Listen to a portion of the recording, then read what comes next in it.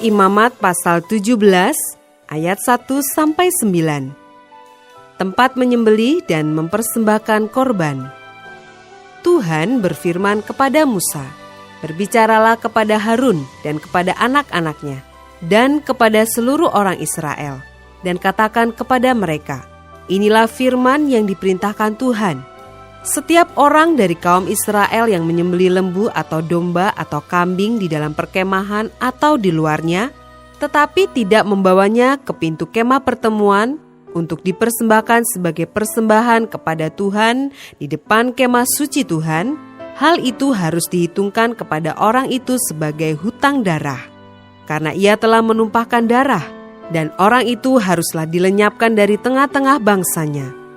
Maksudnya supaya orang Israel membawa korban sembelihan mereka yang biasa dipersembahkan mereka di padang kepada Tuhan ke pintu kemah pertemuan dengan menyerahkannya kepada imam untuk dipersembahkan kepada Tuhan sebagai korban keselamatan. Imam harus menyiramkan darahnya pada mezbah Tuhan di depan pintu kemah pertemuan dan membakar lemaknya menjadi bau yang menyenangkan bagi Tuhan. Janganlah mereka mempersembahkan lagi korban mereka kepada jin-jin, sebab menyembah jin-jin itu adalah zina. Itulah yang harus menjadi ketetapan untuk selama-lamanya bagi mereka turun-temurun.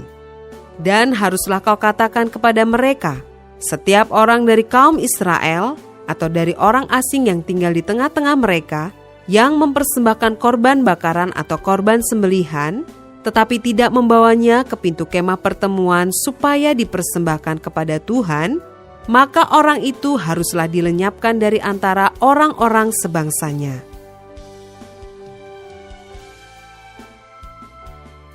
Ayat 10-16.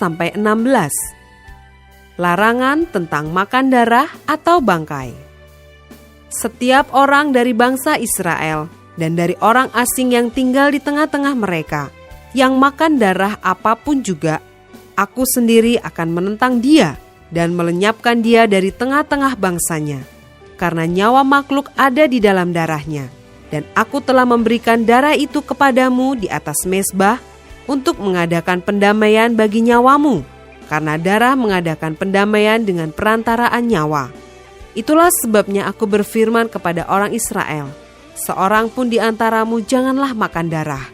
Demikian juga orang asing yang tinggal di tengah-tengahmu tidak boleh makan darah.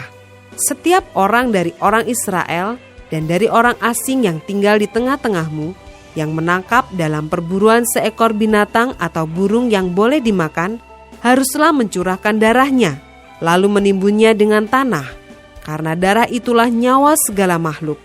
Sebab itu aku telah berfirman kepada orang Israel, darah makhluk apapun janganlah kamu makan, karena darah itulah nyawa segala makhluk. Setiap orang yang memakannya haruslah dilenyapkan. Dan setiap orang yang makan bangkai atau sisa mangsa binatang buas, baik ia orang Israel asli maupun orang asing, haruslah mencuci pakaiannya, membasuh tubuhnya dengan air, dan ia menjadi najis sampai matahari terbenam, barulah ia menjadi tahir.